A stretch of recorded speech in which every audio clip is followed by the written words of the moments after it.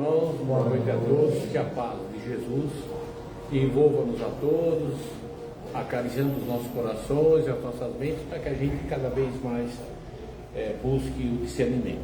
Antes de continuar com os estudos, eu queria já desde o começo ter falado isso e acabou passando. Falar um pouco do que é a codificação espírita, que são 5 livros. O Livro dos Espíritos, o Evangelho segundo o Espiritismo, Céu e Inferno, o Livro dos Médiuns e a Gênese, os Milagres e as Predições. Essa é a obra básica kardeciana, e aí então se codificou a doutrina espírita. Mas as manifestações espirituais sempre existiram, desde o início dos tempos, né? Jesus era o médium de Deus, né? E outros também, né? Alguns profetas de Israel. Então eu queria deixar um pouco claro como que a gente deve enxergar a doutrina espírita, para que a gente não fique muito preso em dogmas, né? Primeiro, depois que Kardec codificou a doutrina, ele disse assim: a codificação não pretende ser a última palavra, mas a primeira. Então, o início da codificação espírita são essas 5 obras, mas existe toda uma evolução, porque a doutrina espírita ela é progressiva. Quanto mais a ciência esclarece, mais ela vai avançando junto também. Ela está par e passo com a ciência, né? E aí ele fala assim: a codificação foi só colocar em ordem o que os espíritos disseram entre 1850 e 1868. É o ponto de partida, não o ponto de chegada. Depois disso vem os livros, os livros, as palavras e as frases. Toda a orientação espiritual que veio depois da codificação. E no fim ele diz o seguinte: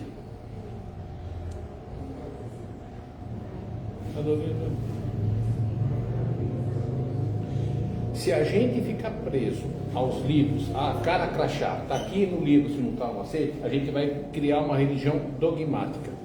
Espiritismo não é religião, é uma filosofia, uma ciência, né? Então a gente tem que entender isso.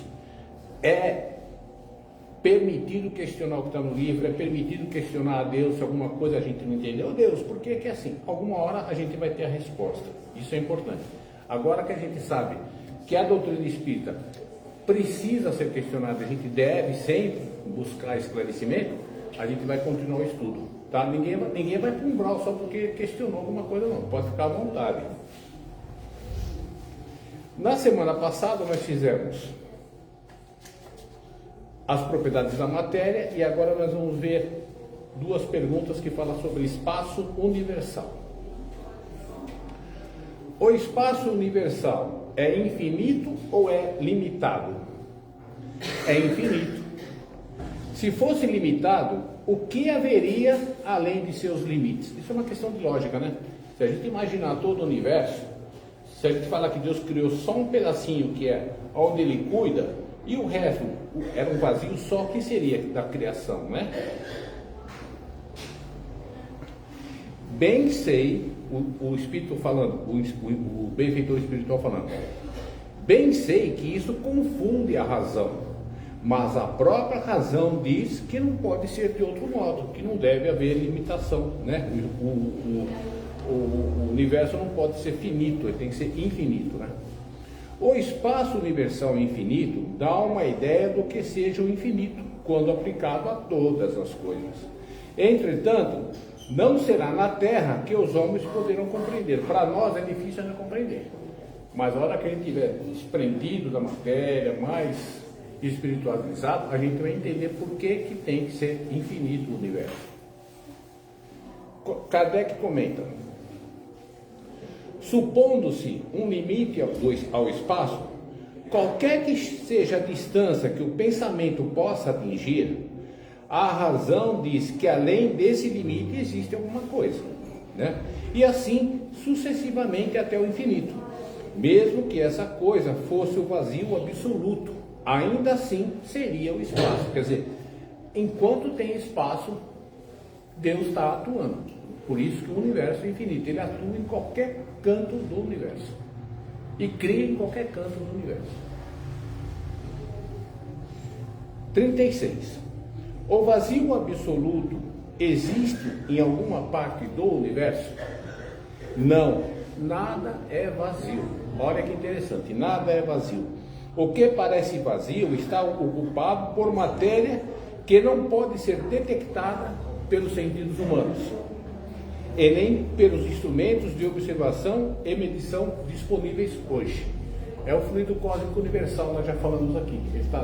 A gente está imerso no fluido cósmico universal. Como o fluido cósmico universal é emanado de Deus, criado por Deus, nós estamos mergulhados onde? Mergulhados em Deus. Então, quando a gente fizer uma oração, a gente não precisa ficar pensando que nuvem que Deus está, aquele velhinho barbudinho para pensar, não. É só falar aqui que Deus está captando a nossa prece, porque o fluido emana dele. Tudo bem até aí? Tem alguma pergunta, alguma coisa? Posso continuar? Vai lá? Tudo bem? Assim, é interessante essa questão que você colocou, que está sendo vida aí, a respeito do infinito. É sabido por nós que o universo ele expande a cada segundo, a cada momento. Então, ele não tem fim, ele está expandindo.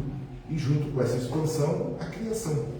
Então, não tem nem como nós aqui na Terra imaginarmos quão grande é essa expansão. Porque a gente mal consegue enxergar uma estrela, né, para saber a distância. Vocês imaginem os universos que devem existir, as galáxias que devem existir e continuam aumentando. E junto com os planetas, quem vai também? Os espíritos. Continua, Deus continua lá na maquininha dele, né? Procriando, fazendo lá os serzinhos lá, os espíritos para serem, né, povoados aí em vários planetas. Então, o infinito, realmente para nós,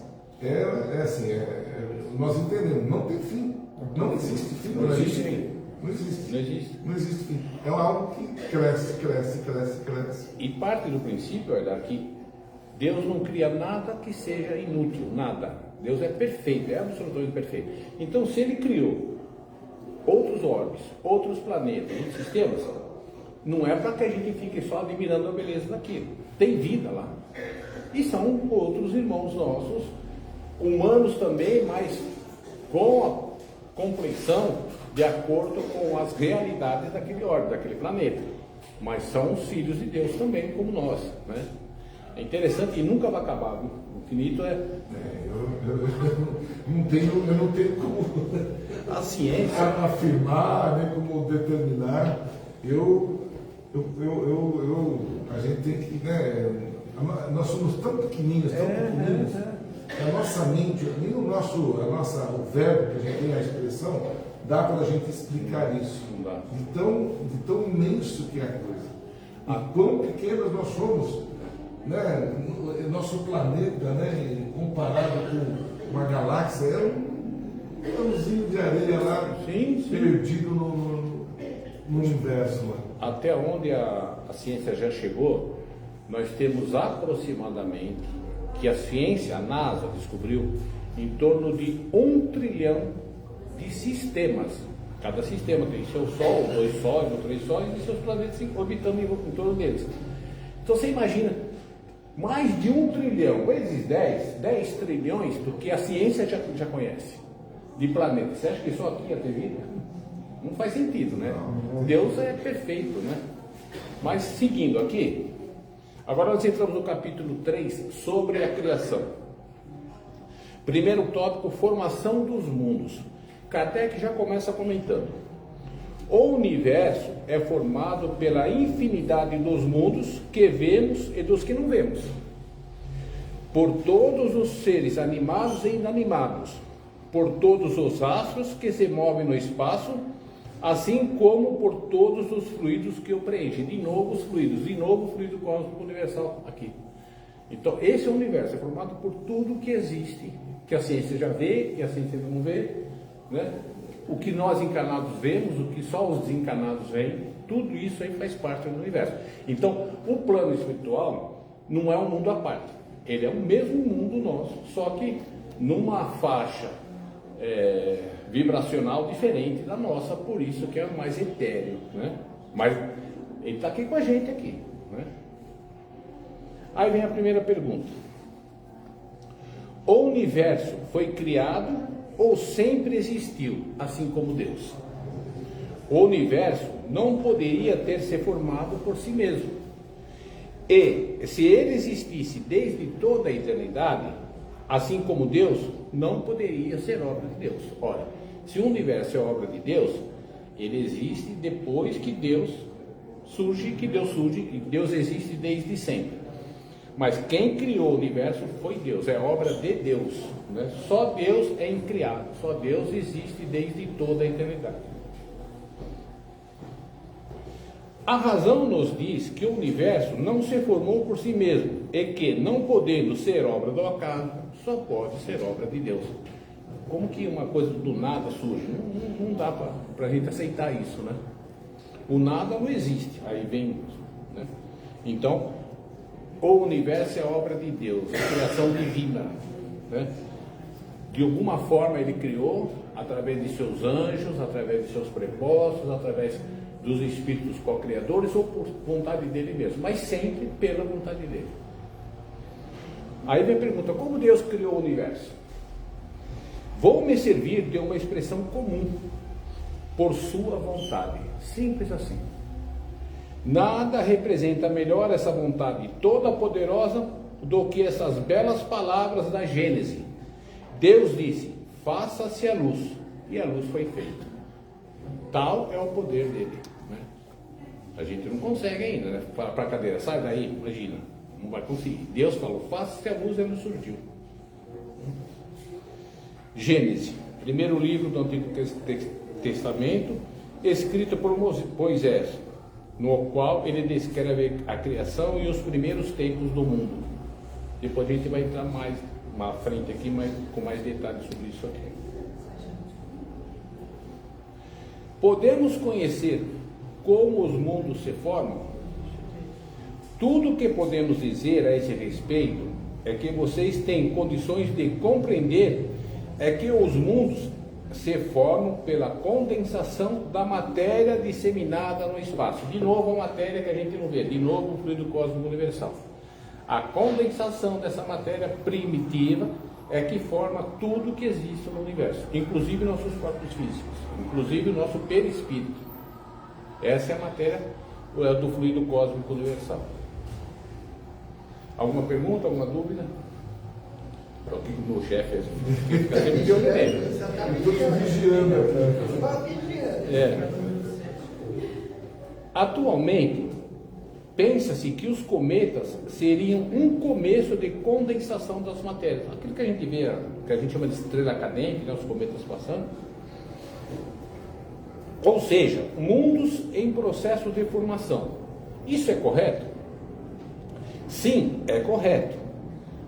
Os cometas são mundos em processo de formação. Os vários, milhares e milhões de cometas podem formar um mundo. Mas o absurdo é acreditar-se na influência deles. Tem gente que faz pedido, o cometa vai se apontar para o cometa, vai nascer verruga no dedo, essas coisas. Isso aí, ele não tem esse poder, né? Refiro-me à influência que vulgarmente lhe é atribuída. Ele sempre é um corpo celeste que está viajando pelo espaço em direção de algum local onde vai ser formado um mundo. Todos os corpos celestes influem de algum modo em certos fenômenos físicos. Quando a Terra estava em formação, num dado momento foi preciso pegar um pedaço da Terra para formar a Lua, que é um satélite da Terra, para que o campo magnético da Lua estabilizasse a rotação da Terra em torno do Sol. Porque ela estava virando-se meio desconcertada, porque estava meio que perdida no espaço. Aí a Lua conseguiu corrigir esse campo gravitacional, isso até a ciência explica. E aí a Terra se estabilizou naquele momento de translação de 1 ano e de rotação em 24 horas, mais ou menos, né?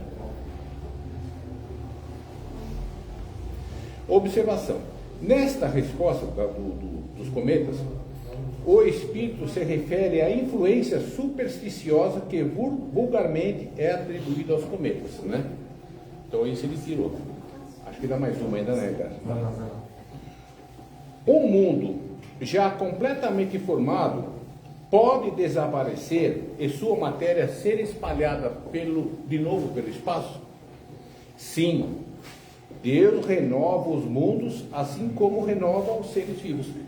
Todo planeta, todo orbe planetário, assim como nós, ele tem um tempo de vida. O dia que a Terra esgotar todos os seus recursos que permitam que a vida subsista aqui, ela simplesmente vai ser destruída. Mas calma, não vai ter ninguém na Terra quando isso acontecer. Então já vai ser um planeta desocupado, a gente já vai estar em outro planeta ou em outras esferas. Então Deus não vai fazer essa maldade com a gente, chegar aqui e explodir a Terra com 9 bilhões de pessoas aqui.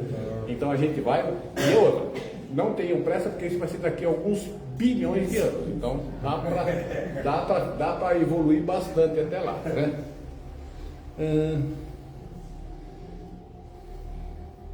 Ainda tem mais uma antes de entrar no outro tópico, eu vou correr aqui. Podemos conhecer o tempo necessário para a formação de um mundo, da Terra, por exemplo? A Kardec está dizendo, quanto tempo durou para se fazer a Terra? Não 7 posso. dias. Foi 7 dias. Isso.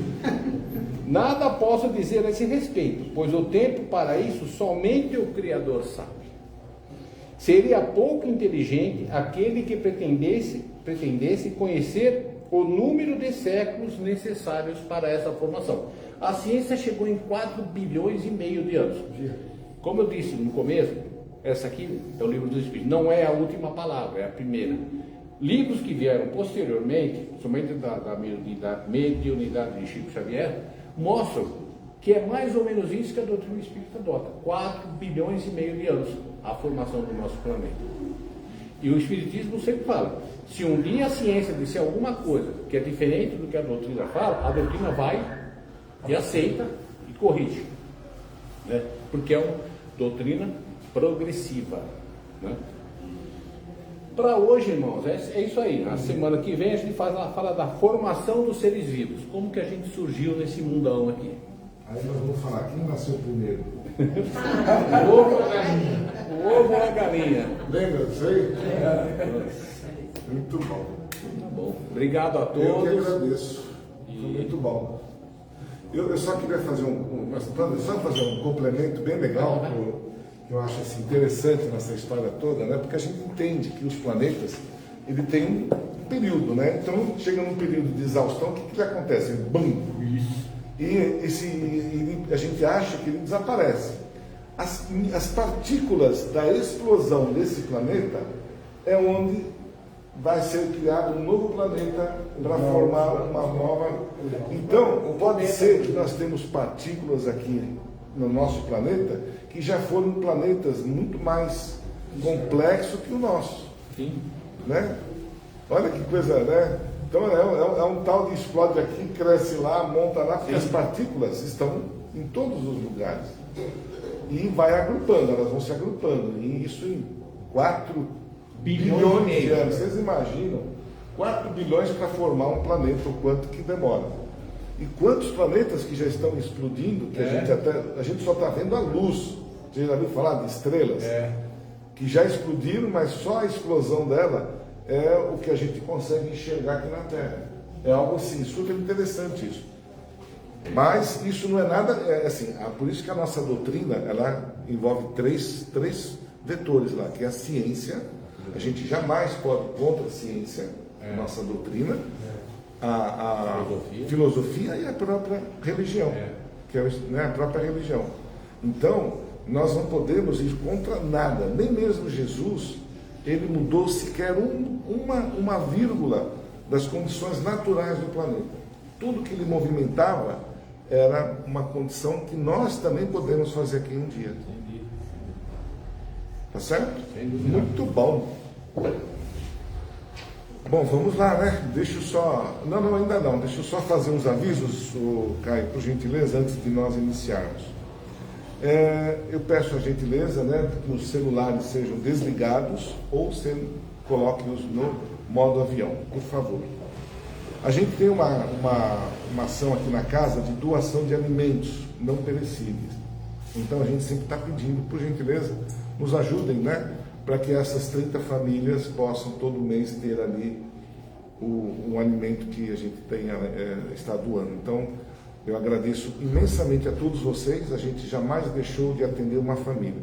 Sempre no final do mês, nós fazemos as sacolas e muito bem feito. Então, gratidão a todos, mas não nos abandone. A gente se comprometeu com as famílias, né? Sabendo que a gente poderia contar também com todos aqui, tá certo? Então, muito obrigado. A gente tem o bazar, que ajuda muito a nossa casa. São roupas, né, já usadas, outras que chegam para nós novas, mas é um modo da gente arrecadar, né, aqui alguns centavos a mais para nos mantermos acesos aqui neste bairro. A gente tem também, estão abertas as inscrições para os estudos. Quem puder, né, a gente está aí, está formando um grupo primeiro, já está aí desde já de fevereiro. Nós ainda estamos mantendo, né? Quem puder iniciar, é uma ótima oportunidade que a casa dá. Não são todas as casas que têm essa tarefa de dar aula, né? De mostrar a profundidade que é a nossa doutrina. Aproveitem, gente, não deixa para amanhã, não. Temos também uma biblioteca no andar superior, quem quiser né, ter algum livro aí para estudos, da nossa casa empresta, né, sem nenhum custo. Também temos uma outra ação, que são as doações de lãs para os quadradinhos do amor. Quem puder nos ajudar com doações de lãs, a gente vai montando os quadradinhos e depois monta, né, os cobertores, os agasalhos, enfim, o que for preciso para aquelas crianças que nascem nos hospitais. São pessoas de rua, né, que tem ali e não tem às vezes um cobertor para se cobrir. É incrível, mas ainda é a pura verdade. Então a gente ajuda, né? A gente tem uma ação de ajudar esses recém-nascidos, tá bom? Eu queria também, nós estamos com algumas ações adicionais. É costume da nossa casa, todo ano, fazer pelo menos um período dos caldos, né? Então, nós já estamos aí nos programando para esse caldo vai ser, né, retirado aqui na nossa casa, dia 27/6, isso aí, obrigado, Caio. E são os sabores, né? Tem o abóbora, o legume, o feijão e a mandioquinha. E a retirada é aqui mesmo na nossa casa. Vai ser no horário das 10h30 até as 12h30. E a gente pede para que as pessoas, se estiverem interessadas, encomendar, fazer a reserva na secretaria, para que a gente possa, né, alguns dias antes, comprar os mantimentos e poder fazer de acordo para não sobrar muita coisa e nem faltar. Então, quem puder também, isso é uma atividade que a gente tem na casa para ajudar nas despesas. E nós também, apesar do caldo, a gente também teve que colocar lá uma rifa de um edredom por R$5. Tá? Quem puder nos ajudar, somos gratos. E vou prometer aqui para setembro o nosso bingo, tá? Que esse é infalível. Então, em setembro a gente vai fazer sim o bingo, que acho que é tradição também nossa e é uma tarde maravilhosa. Quem já participou sabe o quanto é gostoso aqui estar reunido nesse dia aqui conosco, né? E é isso. E não esquecer do Evangelho no lar, tá bom, gente? É a velha história, a rotina, mas nós estamos parecendo que nós somos todos cabeça dura. E às vezes quando a gente pergunta, você está fazendo Evangelho? Ah, não tive condições. Eu passei por um momento difícil. Eu falo, poxa vida, é quando mais a gente precisa do Evangelho, a gente se distancia dele. É como se fosse o médico. Né? Estamos doentes, preciso do médico. A gente evita, não quer ir ao médico. Então a gente precisa, né, nesses momentos, ter forças para realmente... porque o Evangelho, gente, é uma forma de nós prolongarmos o que a gente recebe aqui na nossa casa, né? Os fluidos, os pás. E E a harmonia que a gente cria no nosso lar é importante para que interferências externas não envolvam, não interfiram no bem-estar da nossa casa. E por incrível que pareça, nós também criamos, infelizmente, reações e energias negativas dentro do nosso próprio lar. Então, o que o Evangelho faz? A gente sempre vai ter lá um irmãozinho de luz que vai estar nos protegendo e ajudando para que toda aquela energia negativa que lá se encontra seja dissipada. E nem a energia que era dissipada, se desfaz. Ela volta para a natureza, ela é reformulada pelos irmãos lá que trabalham com as energias, para nós recebermos uma depois já toda purificada. É a reciclagem, né? É incrível isso. Nada se perde, tudo se aproveita. Exatamente. Nem as energias que nós jogamos, aquelas ruins, também são aproveitadas, tá bom? Então vamos lá. Fazendo um colóquio amoroso aí com Jesus, nesse instante, fechando os nossos olhos, descruzando os braços, as pernas, tentando relaxar bem o nosso corpo físico, para que a gente possa, nesse instante, poder estar apto e receptível aos nossos irmãos benfeitores desta casa, que com muito amor e carinho prepararam todo este ambiente para nos receber esta noite. E através dos nossos pensamentos, da nossa vontade, dos nossos deveres, das nossas necessidades, colocamos mentalmente para eles os nossos desejos, aquilo que realmente é importante: saúde, compreensão, fortalecimento, entendimento, paz, enfim, aquilo que realmente nós considerarmos importante para nós mesmos, para que a gente possa estar sendo fortalecido por aquilo que esses irmãos irão levar até o nosso Pai maior, Deus. E é um momento onde a gente cria uma luz, uma corrente muito forte, e esta corrente, ela se expande e ela vai de encontro àquelas que estão nos hospitais, nas creches, nos asilos, amenizando todo aquele processo que lá se encontra nesses ambientes, onde há necessidade do amor, da paciência, da caridade, que a nossa energia possa ir até esses recantos. Com certeza irá. O nosso amor, com a nossa vibração de amor que nós aqui criamos. Em especial, vamos pedir pela paz do nosso planeta, pedir aos dirigentes, aos governadores, aos presidentes, que coloquem um basta na matança, nas guerras, e que eles se apercebam o como é importante amar uns aos outros e não ter que tirar nenhuma vida sequer aqui na Terra. E assim, nós vamos nos ajoelhar em espírito perante Jesus, nesse instante que nos acolhe de braços abertos, e com Ele a oração que Ele nos ensinou. Pai nosso, que estás nos céus, santificado seja o teu nome, venha a nós vosso reino, seja feita a vossa vontade, assim na terra como nos céus. O pão nosso de cada dia nos dai hoje. Perdoa, Senhor, as nossas ofensas, assim como perdoamos aqueles a quem nos têm ofendido. E não deixeis, Pai, cair em tentações. Livra-nos de todos os males, que assim seja. Que assim seja. E com muito carinho, vamos chamar a nossa palestrante, Taína. Acertei? Não é Tainá, é Taína. Ela é a primeira vez que vem na nossa casa, que ela seja bem-vinda. E eu vou pedir, se você quer um microfone para melhorar. Pode ser? Lá no fundo dá para escutar sem microfone? Quer ficar sem microfone? Prefiro, se não tiver problema em relação. Então eu vou desligar, então vamos lá. Pronto, não vai te atrapalhar não. Muito obrigada. Você faz com a gente então? Tá? Você tem a tela? Tá bom, obrigada. Uma boa noite a todos. Boa noite.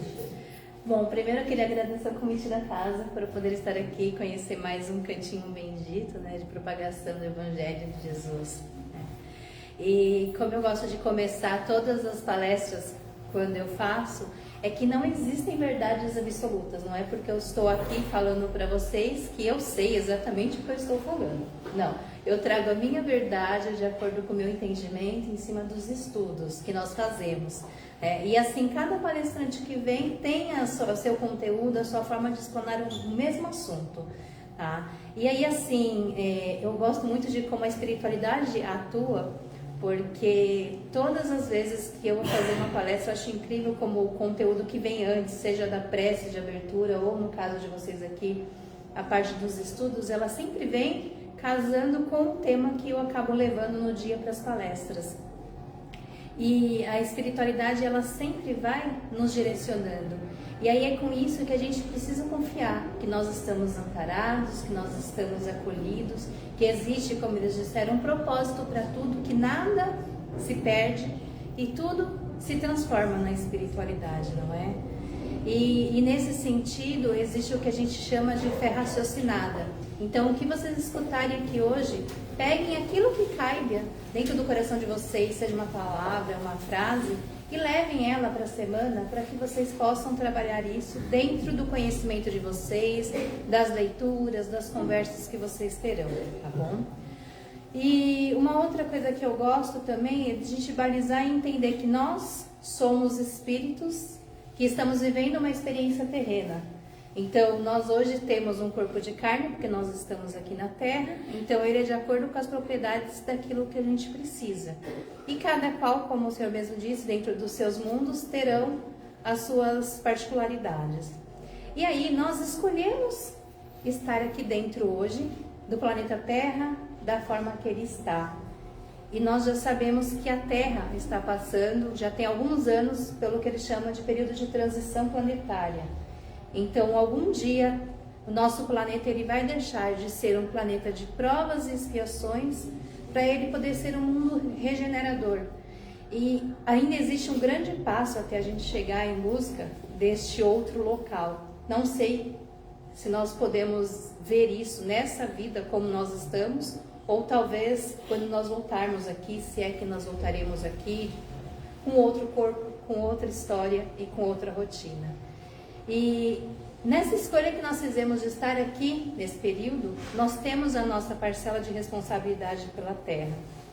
Porque é muito fácil quando a gente delega a culpa, como o pessoal fala, a culpa é minha, eu boto em quem eu quero, né? E seria muito fácil se fosse tão simples assim.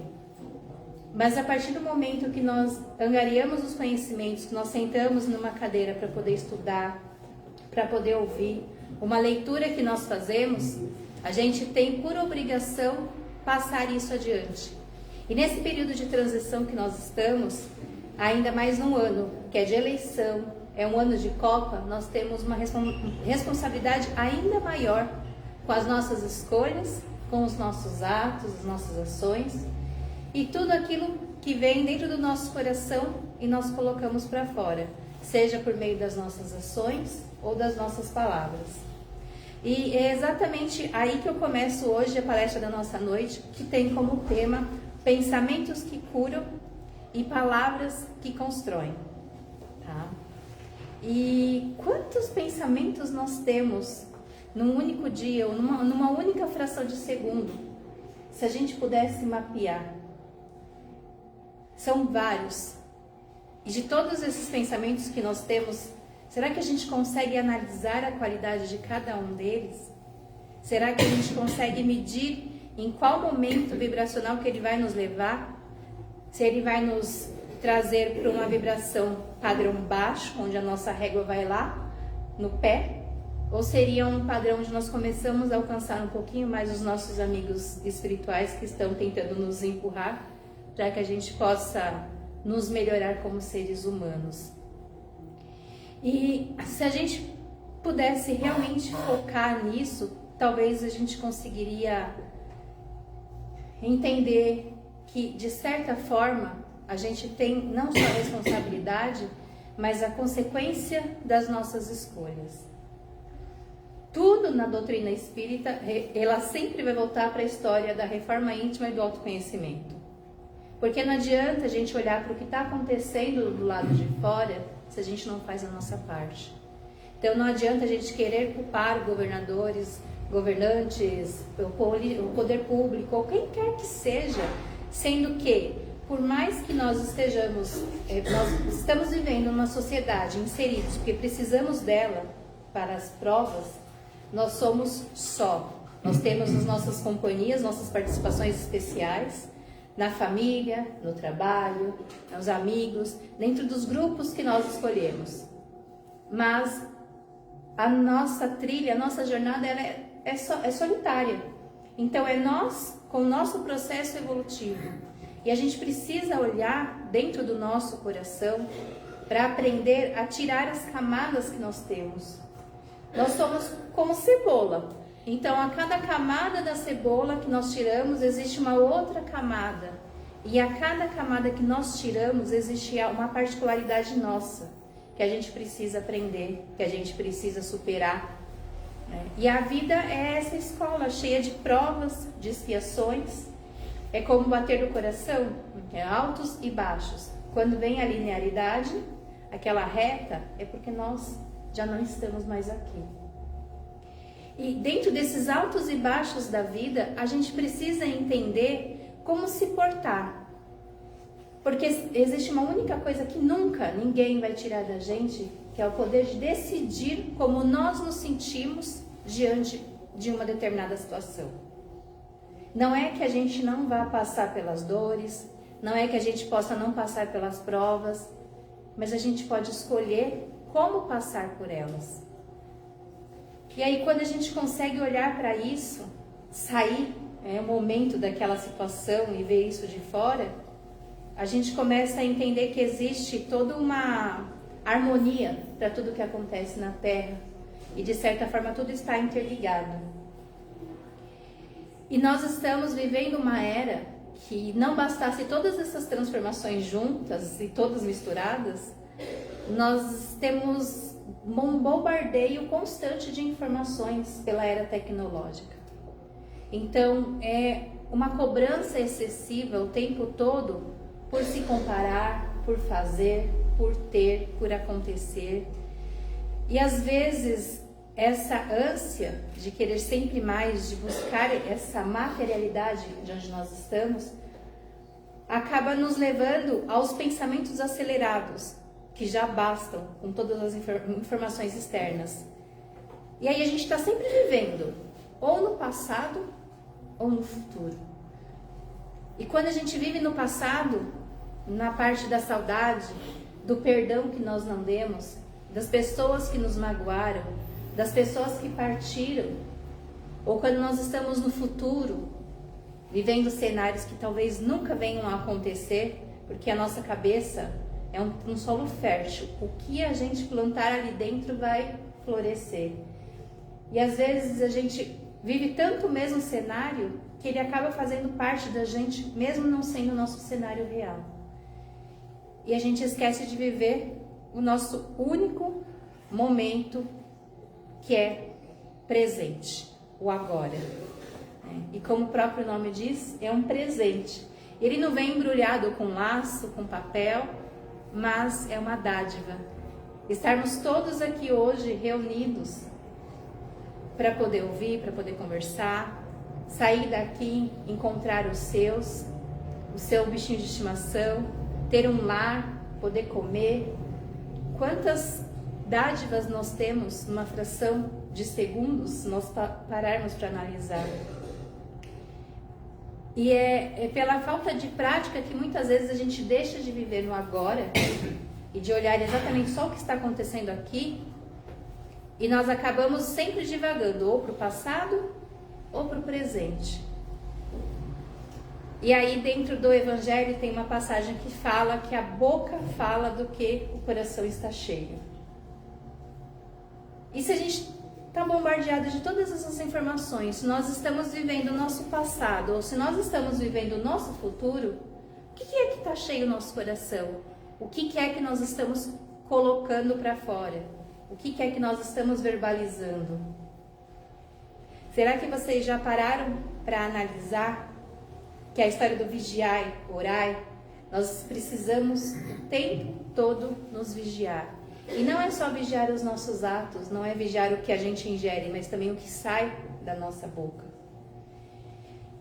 E o nosso coração, se ele estiver cheio de dor, de mágoa, de angústia, de raiva, de uma solidão que talvez nós mesmos de alguma forma ocasionamos, o que vai sair da nossa boca? Será que vão ser palavras de conforto, de amor, de carinho? Palavras construtivas, edificantes? Ou será que vão ser palavras de tristeza, de raiva, de ira, de ódio? A palavra, quando ela é proferida, ela não volta. É como se a gente pegasse uma folha de papel, amassasse e depois tentasse fazer com que aquela folha de papel voltasse a ser quem ela era antes. E é impossível isso. E é por isso que nós precisamos o tempo todo viver orando, vigiando e fazendo dia a dia o nosso processo de transformação, de reforma íntima.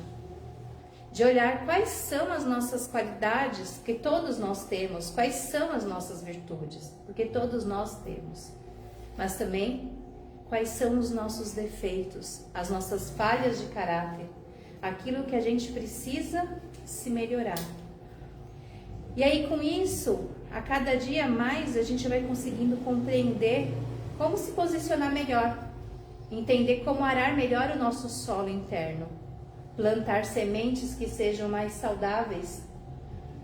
As pessoas falam sobre a questão de não falar palavrões, de não escutar músicas de baixa sintonia. Tudo isso porque a palavra nada mais é do que a materialização dos nossos pensamentos. E quando a gente materializa o nosso pensamento, ela tem uma energia. E essa energia qual é? Para onde ela está nos levando mais uma vez? Dentro daquela escala emocional que muitas vezes nós vemos que é um funil, onde lá embaixo nós temos o medo, a vergonha, e lá no topo, na escala da alta vibração, nós temos a iluminação dos espíritos superiores, mas nós também temos a alegria, nós temos o amor. E aí quando a gente fala em amor, não é o amor por si só, é o amor que Cristo tentou nos ensinar, do amor ao próximo, de acolher ao outro, de amar a tudo e a todos sem distinção. E como é difícil isso pra gente hoje ainda. Entender que cada um tem o seu tempo, cada um tem o seu processo de evolução. E aquela pessoa que às vezes a gente ama tanto, ela vai errar. Assim como eu posso errar. E tá tudo bem, a gente precisa aprender a acolher essa sensação e escolher de novo e seguir. E aprender a pedir perdão, a aprender a perdoar. Para que a gente comece a cortar os vínculos energéticos que a gente tem com essa determinada situação. Perdoar não significa esquecer, mas significa que você está se abrindo para que outras águas entrem dentro de ti. É como se a gente olhasse o copo meio cheio. E se a gente deixar o nosso copo sujo o tempo todo, enquanto a gente não permitir que aquela água limpa vá limpando o que está dentro de nós, tudo que vem é sempre agressão, é sempre tristeza, é sempre mágoa, não? E que poder incrível que nós temos. Nós não precisamos delegar a ninguém a responsabilidade da nossa vida, do nosso destino. A gente já tem muito por fazer dentro da nossa casa. E é a nossa casa material, mas a nossa casa, o nosso corpo também. Porque essa é uma casa que abriga o nosso espírito. E até Chico falava sobre a história da água da paz, que talvez alguns aqui já conheçam. Que ele, em todo o processo, porque ele teve um processo para passar, para ele se tornar quem ele foi. Ele foi treinado, ele foi disciplinado, ele teve altos e baixos como um ser humano. E nos momentos de irritação dele, a mãe dele uma vez pediu para que ele tomasse a água da paz. E ele saiu procurando em todos os lugares. E sem encontrar, um dia ela volta e fala para ele que na verdade a água da paz, que é o remédio que ela falava, era que toda vez que nós estivéssemos a ponto de falar algo que não fosse edificante, ou que a nossa irritação fosse autossuficiente, que a gente pegue um copo de água, tome um gole e segure aquela água na boca, até passar a nossa vontade de falar aquilo que nós iríamos falar, e que talvez nós nos arrependêssemos depois. E aí, quando essa vontade passasse, ele podia engolir essa água. E quantas vezes nós temos vontade de falar? Então, que a gente possa utilizar algumas técnicas que nós temos, que nós aprendemos dentro do Centro Espírita e dentro da nossa literatura, não só da Água da Paz do Chico, para que a gente comece a mudar o nosso padrão, a nossa sintonia. Vivendo na harmonia, na serenidade, na tranquilidade, naquela sensação que nos faz querer repousar no conforto, na segurança, na tranquilidade que o Mestre tentou passar para a gente quando ele veio aqui e abraçou a todos sem distinção.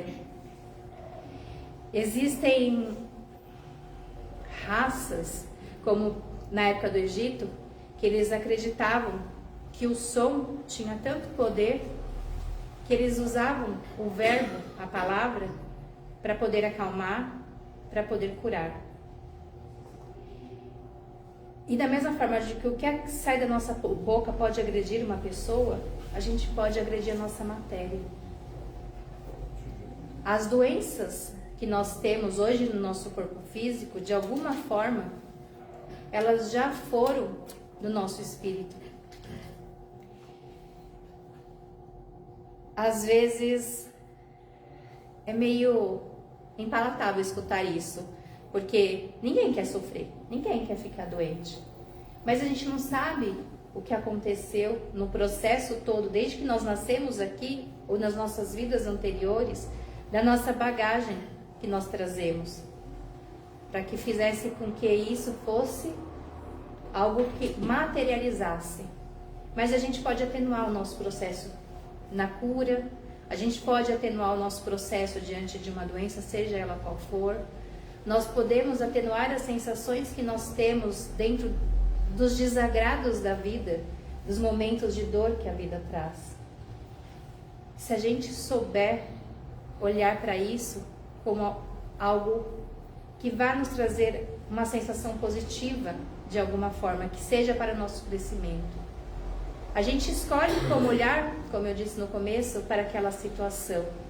E com isso, se a gente não focar na doença, mas focar na cura, não focar em quantos dias eu tenho, que eu estou ali vivendo aquele processo, mas quantas coisas eu tenho de bênçãos que eu posso agradecer, a gente vai sair de um cenário de escassez e vai passar a entrar num cenário de prosperidade, de começar a tentar vibrar em sintonia com o que acontece no nosso todo, com sintonia do Mestre, a sintonia do amor, de Jesus. E a nossa psicosfera da Terra, ela é alimentada pelos nossos pensamentos diários. E como nós estamos alimentando esse padrão que nos envolve, onde nós vivemos diariamente, é uma outra casa, como nós estamos cuidando dela.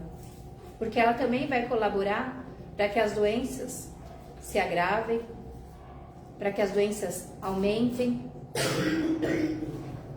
Então nós não somos vítimas, como nós nos colocamos muitas vezes da vida. Nós fomos sim criadores. Eu conversando, entrevistando outro dia uma neurocientista, e eu esqueci que era uma conversa que não tinha nada a ver com o espiritismo, e falei que na verdade tudo na vida são escolhas, e que toda escolha tem a sua consequência. E ela veio me lembrar de todas as desgraças que nós temos no mundo, de todas as dores que nós vemos na televisão, da fome, da guerra, da disputa por poder.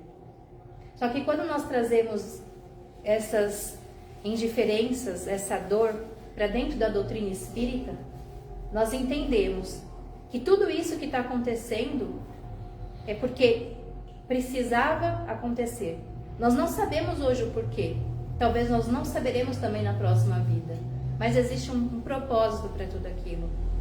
E as pessoas estão vivendo exatamente dentro daquilo que precisam, dentro das suas provas, daquilo que elas escolheram ou que foram direcionadas. E muitas vezes nós pedimos pelo aquilo que nós estamos passando. Nas nossas orações, a gente pede paciência, pede serenidade, pede sabedoria. E o que vem em troca das nossas orações? Vem exatamente situações do dia a dia para que sejam testadas as nossas virtudes. Será que a gente passa na prova quando isso acontece?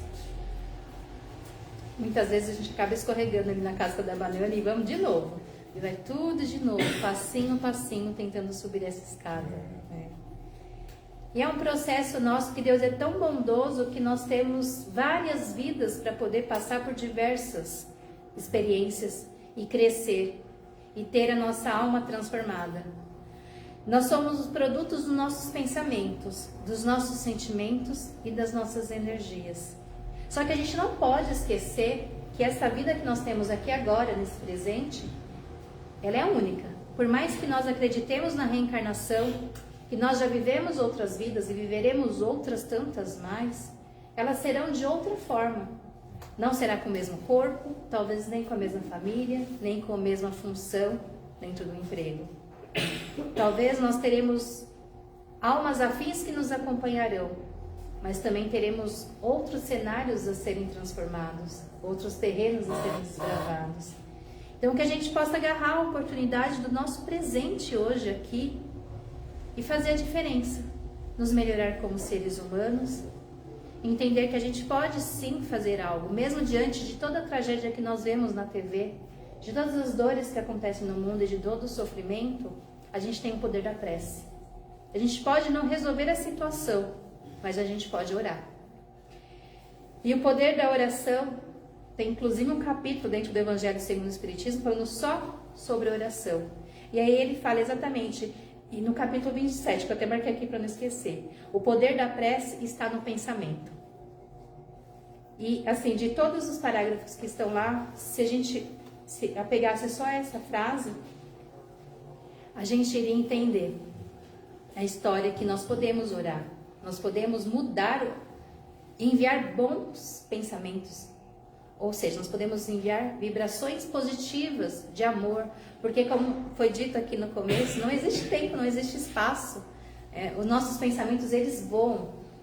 E muitas vezes a gente deixa de fazer algo, sendo que a gente já pecou, sei que essa palavra vem do catolicismo, mas nós pecamos já pelo pensamento. Porque ele é muito mais rápido do que a nossa boca. A gente deixou de cometer algo porque talvez fosse inadequado para as leis dos homens, mas e o nosso pensamento? Será que já não foi à frente? Então, diante de tudo isso que a gente vive, a gente pode enviar um pensamento de amor, de fraternidade, de simpatia, de empatia com os nossos irmãos, para que eles tenham a serenidade e a sabedoria para lidar com tudo aquilo. Que a gente emane amor das nossas orações, para onde quer que seja, porque não existem barreiras para o que é energético.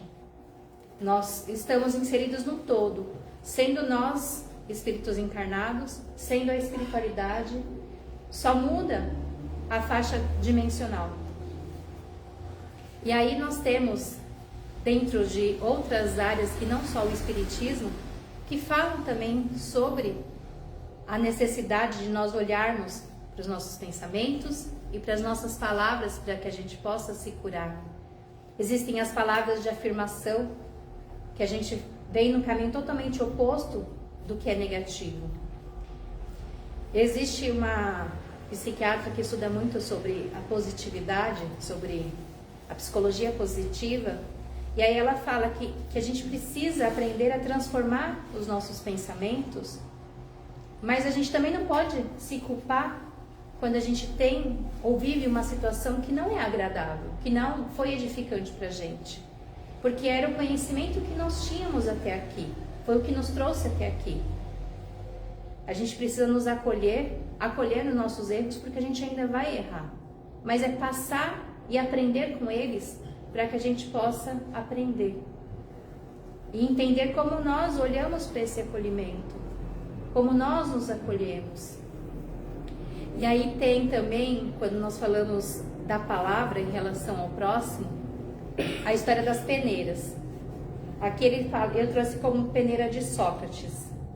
Ele fala de, nós temos 3 peneiras antes de falar qualquer coisa. Então nós temos a peneira da verdade. Se aquilo que nós vamos falar da nossa boca, verbalizar para outra pessoa, é um fato, ou se nós só ouvimos falar. Aí ele fala da peneira da bondade. Se na peneira da bondade aquilo que eu vou falar é algo bom ou edificante. E aí ele vem na terceira peneira. Passei pelas 2 primeiras, a primeira e a segunda, eu vou para a terceira. A peneira da necessidade. O que eu vou verbalizar é útil para alguém? Vai resolver o problema de alguém? Se nenhuma dessas 3 tiveram um positivo, simplesmente a gente vai aprender a digerir aquela informação. E assim o telefone sem fio é cortado, assim as fofocas são dissipadas, as nossas palavras que muitas vezes a gente acaba contribuindo ali vou falar assim, pela energia das pessoas que estão envolvidas com a gente, pelo calor da emoção do momento, a gente deixa de fazer também. E isso é um treino diário. É uma atividade que não termina aqui, não termina amanhã.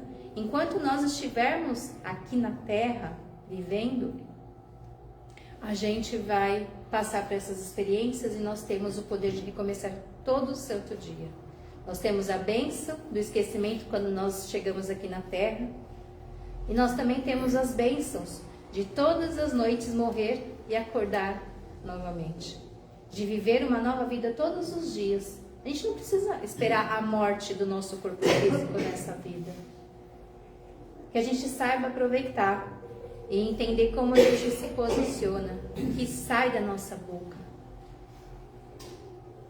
Jesus falava muito por parábolas e nas inscrições nós às vezes não compreendemos aquela linguagem toda rebuscada, né?